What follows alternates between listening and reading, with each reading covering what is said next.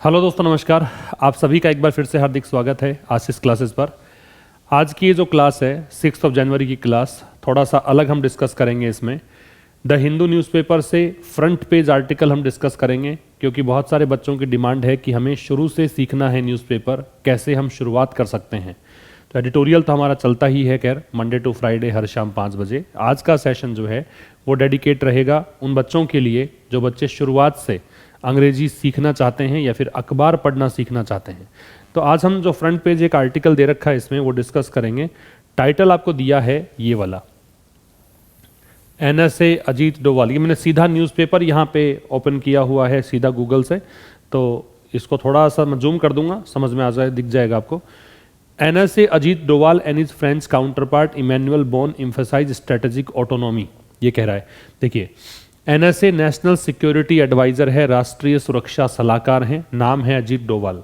और उनके French counter part, जहाँ पे भी ये शब्द आता है काउंटर पार्ट, इसका मतलब मानिए कि जिस पोजीशन पर यहाँ अजीत डोवाल हैं उसी पोजीशन पर फ्रांस में एक व्यक्ति है, उनका नाम है इमैनुअल बोन।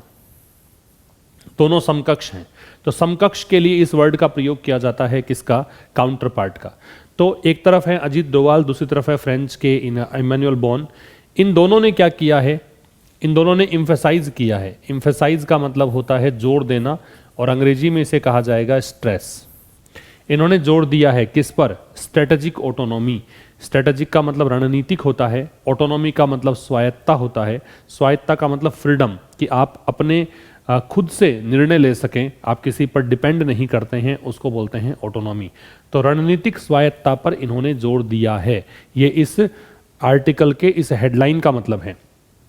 एक काम की बात यह है कि इम्फेसाइज और स्ट्रेस जब ये क्रिया के रूप में होते हैं, चाहे स्ट्रेस क्रिया के रूप में हो या फिर इम्फेसाइज हो, इम्फेसाइज तो खैर क्रिया ही है वैसे, तो इनके साथ में कोई भी प्रेपोजिशन हम ऐड नहीं करते हैं, कोई भी प्रेपोजिशन नहीं लगाते हैं अगर ये दोनों वर्ब्स के रूप में दे रखे हैं। तो इम्फेसिस होता है वो नाउन होती है, इम्फेसाइज है वो वर्ब है, इन दोनों के साथ ही हम कोई प्रेपोजिशन नहीं लगाते हैं। दूसरी तरफ अगर आप इनके साथ में, यदि आप इनके साथ में कोई मतलब इसको नाउन के रूप में ले लें, अगर इम्फेसाइज के स्थान पे इम्फेसिस होता यहाँ पे मान लीजिए, और यहाँ पे स्ट्रेस भी नाउन के रूप में होता, तो फिर हम इनके साथ में, ये भी नाउन हो गया इम्फेसिस, तो फिर हम इनके साथ में ऑन लगाते हैं। ठीक है, ये ग्रामर की एक बात ध्यान रखेंगे, इम्फेसिस और स्ट्रेस अगर ये नाउन है तो ऑन लगता है, जब ये वर्ब है तो कुछ नहीं लगता है। ठीक है, अब इसको हम विस्तार से डिस्कस करेंगे। नीचे ये एडिटोरियल या आर्टिकल जो है दे रखा है, थोड़ा सा जूम कर देता हूं, अच्छे से दिख जाएगा आपको, दिख रहा होगा अब, है ना? देखिए, कह रहा है नेशनल सिक्योरिटी एडवाइजर, ये इसका फुल फॉर्म कर दिया, कुछ नहीं और, अजीत डोवाल नाम है। इन्होंने थर्सडे को होल्ड किया 36th round of the Indo French strategic dialogue with his French counterpart Emmanuel Bonne. ये एक सेंटेंस पूरा हो गया। तो जब भी आप अखबार पढ़ना शुरुआत करते हैं, जब आप बिगिनर के रूप में अखबार पढ़ना शुरू करेंगे, तो ऐसे केस में आपको एक एक सेंटेंस देख लेना है, एक सेंटेंस फुल स्टॉप तक का एक पार्ट देखना है, उसी को फोकस करना है। तो देखिए, नेशनल सिक्योरिटी एडवाइजर नाम क्या है? अजीत डोवाल। इन्होंने थर्सडे को, याद रखेंगे कि जब भी कोई डे या डेट की हम बात करते हैं और पर्टिकुलरली किसी एक डे या डेट की बात करते हैं, तो यहाँ पे गुरुवार की ही बात है, तो इसलिए ऑन का प्रयोग करेंगे। अगर हम ये कहते हैं कि गुरुवार से लेकर अब तक, तो हम लगाते हैं इसमें सिंस, लेकिन चूंकि थर्सडे की ही बात है इसलिए क्या लगाया है? ऑन। इन्होंने थर्सडे को होल्ड जो है वो, हेल्ड जो है वो होल्ड की सेकेंड फॉर्म है, होल्ड, हेल्ड, हेल्ड, इस प्रकार से बनता है ये, होल्ड, हेल्ड, हेल्ड। अच्छा, याद ये रखना है कि जब ये दो सेकंड और थर्ड फॉर्म दोनों सेम होती है, तो कैसे डिस्टिंग्विश करोगे, कैसे पता लगाओगे कि ये फर्स्ट फॉर्म है कि सेकंड फॉर्म है? तो इसका तरीका ये होता है कि अगर इससे पहले कोई सहायक क्रिया दे रखी होती है तब तो ये थर्ड फॉर्म कहलाती है, और अगर ये इसके पहले सहायक क्रिया नहीं है तो इसे आप सेकंड फॉर्म कहते हैं। तो यहाँ सेकंड फॉर्म है ये, ठीक है, सहायक क्रिया नहीं है। तो अजीत डोवाल ने गुरुवार को आयोजित किया, होल्ड किया क्या? 36th round of Indo French strategic dialogue. 36वां राउंड है ये, किसका? भारत फ्रांस का जो रणनीतिक महत्व की बातचीत होती है उसके बारे में, है ना। और किसके साथ इन्होंने बातचीत की है, जो इनके फ्रेंच काउंटर पार्ट है, काउंटर पार्ट हमने समझ ही लिया, जो इनके समकक्ष जो फ्रांस के अंदर नेशनल सिक्योरिटी एडवाइजर हैं इमैनुअल बोन, उनके साथ, समझ में आ गया होगा। अजीत डोवाल और इमैनुअल बोन के बीच बातचीत हुई है, और किस आधार पर बातचीत हुई है, स्ट्रेटेजिक आधार पर, क्योंकि 36 round of Indo French, Indo मतलब इंडिया है, फ्रेंच मतलब फ्रांस है, स्ट्रेटेजिक मतलब रणनीतिक है, डायलॉग का मतलब कॉन्वर्सेशन है, बातचीत है। दूसरा सेंटेंस देखो कहाँ से कहाँ तक है, मिस्टर से लेकर और ऑटोनॉमी तक, ये दूसरा सेंटेंस है। Mister Bonne's visit was the first major diplomatic visit of the new year. Mister Bonne जो है फ्रांस वाले, इनका जो ये विजिट है, विजिट की वर्ब है यहाँ पे वॉज, ये विजिट पहला मुख्य डिप्लोमेटिक मतलब रणनीतिक या कूटनीतिक कह दीजिए, है ना, विजिट है ऑफ द न्यू ईयर, नए साल का, 2023 का पहला विजिट है इनका। डिप्लोमेटिक आधार पर अगर बात करें तो ये पहला विजिट है। तो मिस्टर बॉन इनका विजिट, तो अपोस्ट्रोफे लगाया है, ये जो ऊपर कॉमा होती है उसको हम बोलते हैं अपोस्ट्रोफे। ये कब लगाते हैं, जब आपको रिलेट करना पड़ता है, जब आपको संबंध बताना पड़ता है, तो बॉन का विजिट है, इसलिए अपोस्ट्रोफे का प्रयोग है। तो मिस्टर बॉन का जो विजिट है वो पहला मुख्य डिप्लोमेटिक विजिट है न्यू ईयर का, नए वर्ष का। And according to a statement, और एक स्टेटमेंट के according, from the embassy of France in India, और स्टेटमेंट किसने दिया है, भारत के अंदर जो फ्रांस की एम्बेसी है, एम्बेसी क्या होता है, दूतावास को बोलते हैं। बोथ पार्टिसिपेंट्स, दोनों ही पार्टिसिपेंट, पार्टिसिपेंट मतलब इस मीटिंग में हिस्सा कौन कौन बने, अजीत डोवाल बने और इमैनुअल बोन बने। अग्रीड, ये सहमत हो गए, टू इंटेंसिफाई एफर्ट्स, एफर्ट्स मतलब प्रयास, इंटेंसिफाई मतलब और तीव्रता प्रदान करना, कि और ज़्यादा प्रयास किए जाएंगे, टुवार्ड्स, टुवार्ड्स का मतलब होता है की ओर, स्ट्रेटेजिक मतलब रणनीतिक, ऑटोनॉमी मतलब स्वायत्ता, कि इसके लिए काम और किया जाएगा। तो देखिए सब्जेक्ट था विजिट, वर्ब है वॉज, इसके बाद में इसमें सब्जेक्ट है वो है पार्टिसिपेंट्स, और वर्ब है इसकी अग्रीड, ठीक है। टुवार्ड्स है वो प्रेपोजिशन होता है, टुवार्ड्स का मतलब की ओर। तो कह रहा है मिस्टर बॉन का जो विजिट है वो पहला, देखिए पहला, दूसरा, तीसरा, ये सब बोलते हैं आप, इसे हम कहते हैं ऑर्डिनल नंबर। क्या बोलते हैं, ऑर्डिनल नंबर। और ऑर्डिनल नंबर जो होते हैं उनसे पहले हमें द का प्रयोग करने को, द का प्रयोग देखने को मिलता है, ठीक है। तो कह रहा है कि मिस्टर बॉन का जो विजिट है पहला मुख्य, मेजर मतलब मुख्य, मेजर का उल्टा होता है माइनर, ये पहला मुख्य डिप्लोमेटिक विजिट है इस साल का, नए साल का। और एक स्टेटमेंट के अनुसार, स्टेटमेंट कहाँ से आया है, दूतावास से। दूतावास किसका है, फ्रांस का। कहाँ पे है, भारत में। इन स्टेटमेंट में दोनों पार्टिसिपेंट्स जो हैं, दोनों जो भागीदार हैं, दोनों जो इस मीटिंग में पार्टिसिपेट कर रहे हैं, डोवाल और बॉन जो है, वो सहमत हो गए हैं किस लिए, इंटेंसिफाई करने के लिए। टू के साथ में बेस फॉर्म जब लगाते हो तो इसे हम बोलते हैं इन्फिनिटिव। टू के साथ में बेस फॉर्म मतलब V0, 2 + V0, जहां से पूरी क्रिया की कहानी शुरू होती है उसे हम V0 कहते हैं, ठीक है। तो इन्होंने कोशिश कर मतलब सहमत हो गए हैं किस बात के लिए, कि वो एफर्ट्स इंटेंसिफाई करेंगे, किसको लेकर, स्ट्रेटेजिक ऑटोनॉमी को लेकर। तो ये तो हो गया आपका पहला पैराग्राफ। दूसरा पैराग्राफ देखते हैं। देखो बहुत आसान है, इस तरह से अगर आप पढ़ोगे तो ज़्यादा बेहतर आपको समझ में आएगी चीज़ें, बहुत ही आसान चीज़ें बन जाती हैं। दूसरा क्या कह रहा है देखो, दूसरा कह रहा है कि द टू साइड्स, दोनों साइड मतलब एक तरफ भारत, दूसरी तरफ कौन हो गया, फ्रांस। हेल्ड, होल्ड की सेकंड फॉर्म है। इन्होंने चर्चाएं की on a variety of issues. Variety of का मतलब हो गया भिन्न भिन्न मुद्दों पर। और याद रखिए एक काम की बात बता रहा हूं, वैरायटी ऑफ अगर दे रखा हो तो इसके साथ में नाउन जो है वो कैसी आती है, प्लूरल, और वर्ब भी कैसी आती है, प्लूरल। वैरायटी ऑफ के साथ में नाउन भी प्लूरल आती है और वर्ब भी कैसी आती है, प्लूरल। लेकिन द वैरायटी ऑफ दे रखा हो, अगर द वैरायटी ऑफ दे रखा हो तो नाउन तो आती है प्लूरल, लेकिन वर्ब है वो कैसी आती है, सिंगुलर वर्ब आती है, ठीक है। याद रखना ये वैसे ही काम करता है जैसे ए नंबर ऑफ और द नंबर ऑफ सुना हुआ हो अगर आपने, तो ए नंबर ऑफ के साथ में नाउन लगाते हैं प्लूरल, द नंबर ऑफ के साथ में भी नाउन लगाते हैं प्लूरल, लेकिन द नंबर ऑफ के साथ में वर्ब लगाते हैं सिंगुलर, और ए नंबर ऑफ या ए लार्ज नंबर ऑफ में वर्ब लगाते हैं प्लूरल।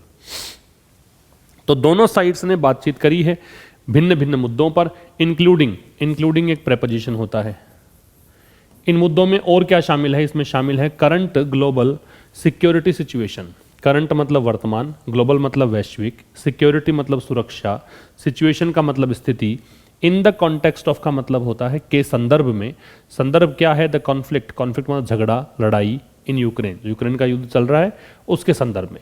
दूसरी बात क्या करी? रीजनल मतलब क्षेत्रीय, सिक्योरिटी सुरक्षा, इन द कॉन्टेक्स्ट ऑफ, फिर से इन द कॉन्टेक्स्ट ऑफ मतलब के संदर्भ में, अफगानिस्तान के संदर्भ में।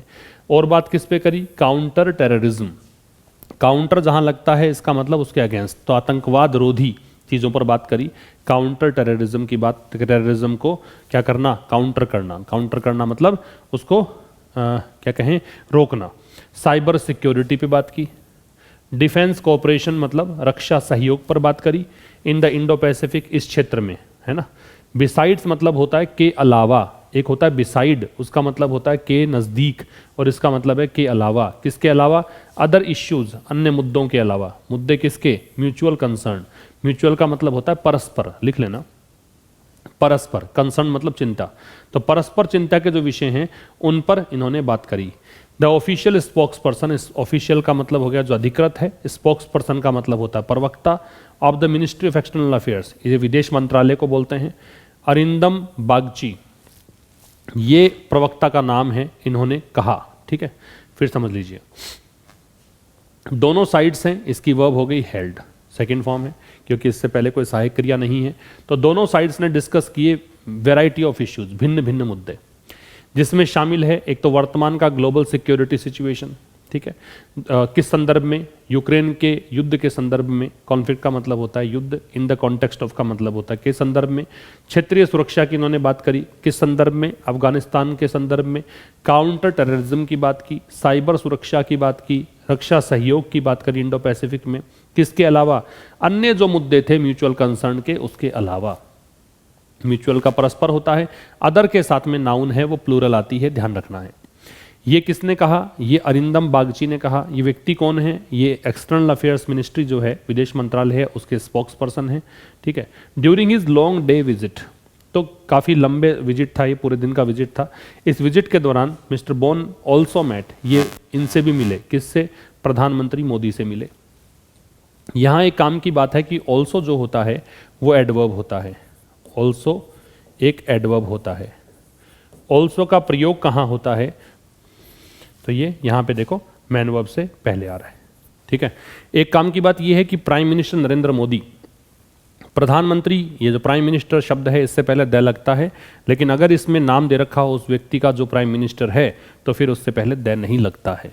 ठीक है, तो कह रहा है कि अपना जो पूरे दिन का विजिट था, इस दौरान इन्होंने मुलाकात की प्रधानमंत्री मोदी जी से भी। द MEA, ये हो गया विदेश मंत्रालय, मिनिस्ट्री ऑफ एक्सटर्नल अफेयर्स, इन्होंने कहा। ये वर्ब होगी सेड किसकी? इस MEA की।